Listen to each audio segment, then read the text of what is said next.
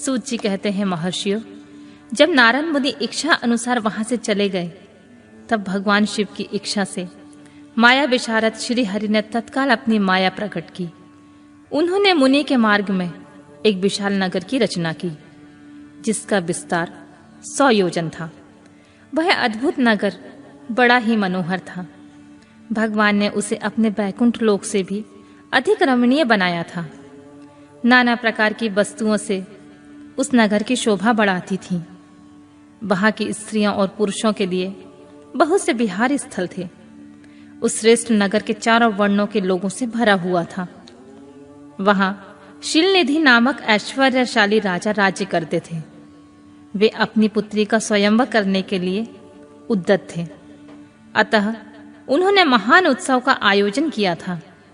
उनकी कन्या का वरण करने के लिए उत्सुक चारों दिशाओं से बहुत से राजकुमार पधारे थे, जो नाना प्रकार की वेशभूषा तथा सुंदर शोभा से प्रकाशित हो रहे थे। उन राजकुमारों से वह नगर भरा पूरा दिखाई देता था। ऐसे सुंदर राजनगर को देखकर नारद जी मोहित हो गए।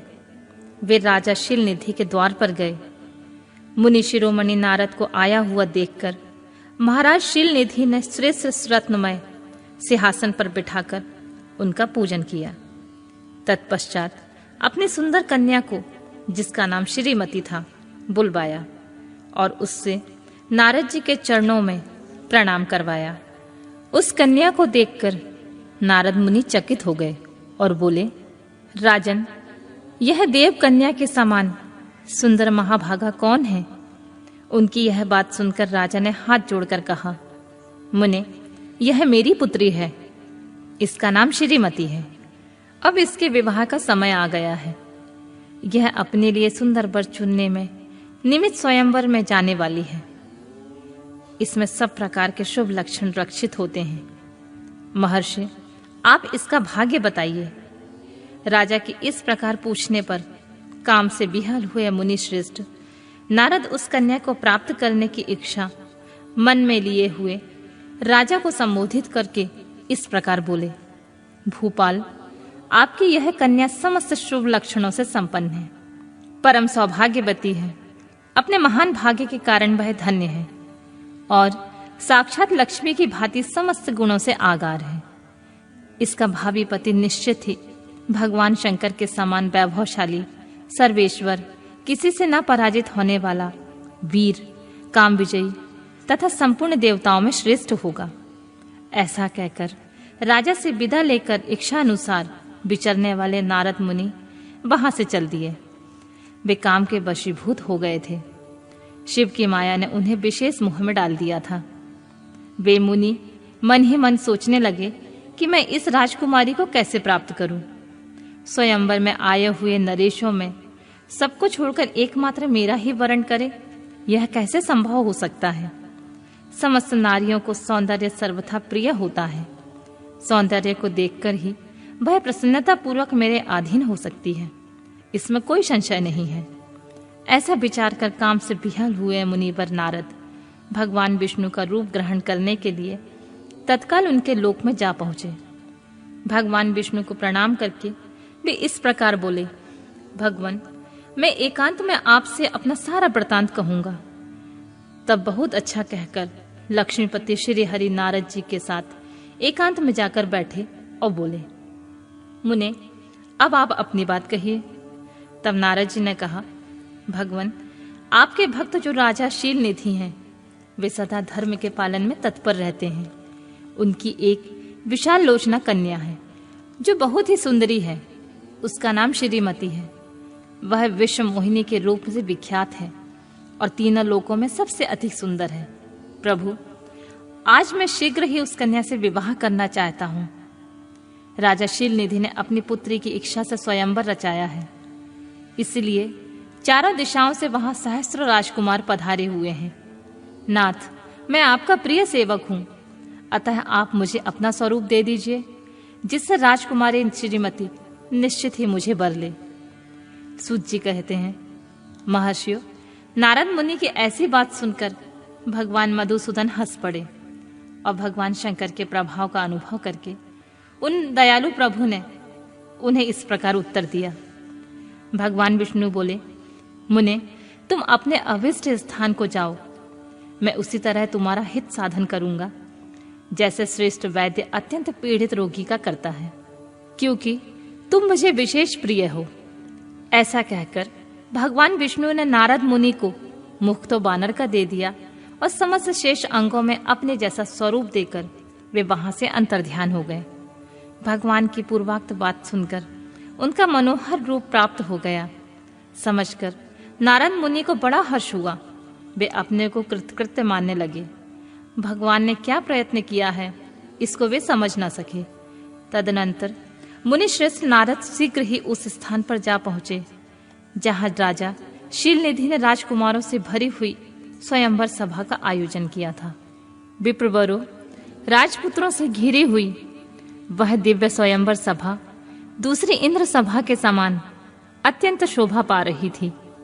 नारद जी उस राजसभा में जा बैठे और वहां बैठकर प्रसन्न मन से बार बार यही सोचने लगे कि मैं भगवान विष्णु के समान रूप धारण किए हुए हूं, अतः वह राजकुमारी अवश्य ही मेरा वरण करेगी, दूसरे का नहीं।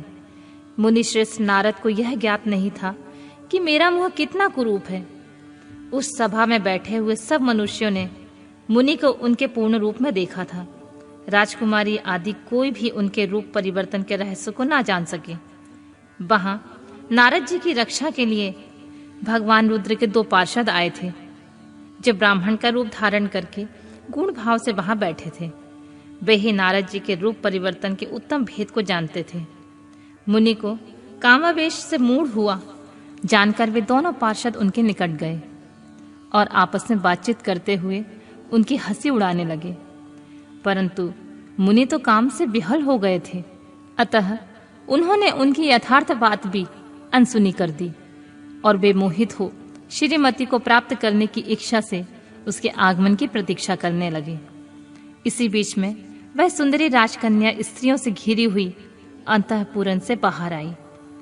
उसने अपने हाथ में सोने की एक सुंदर माला ले रखी थी। वह शुभ लक्षणा राजकुमारी स्वयंवर के मध्य भाग में लक्ष्मी के समान खड़ी हुई अपूर्व शोभा पा रही थी। उत्तम व्रत का पालन करने वाली वह भूप कन्या माला हाथ में लेकर अपने मन के अनुरूप वर का अन्वेषण करते हुए सारी सभा में भ्रमण करने लगी। नारद मुनि का भगवान विष्णु के समान शरीर और वानर जैसा मुंह देखकर वह कुपित हो गई और उनकी ओर से दृष्टि हटाकर प्रसन्न मन से दूसरी ओर चली गई। स्वयंवर सभा में अपने मनोवांछित वर को न देखकर वह भयभीत हो गई। राजकुमारी उस सभा के भीतर चुपचाप खड़ी रह गई। उसने किसी के गले में जयमाला नहीं डाली।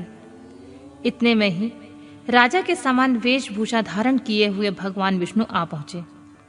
किन्हीं दूसरे लोगों ने उनको वहां नहीं देखा, केवल उस कन्या की दृष्टि उन पर पड़ी।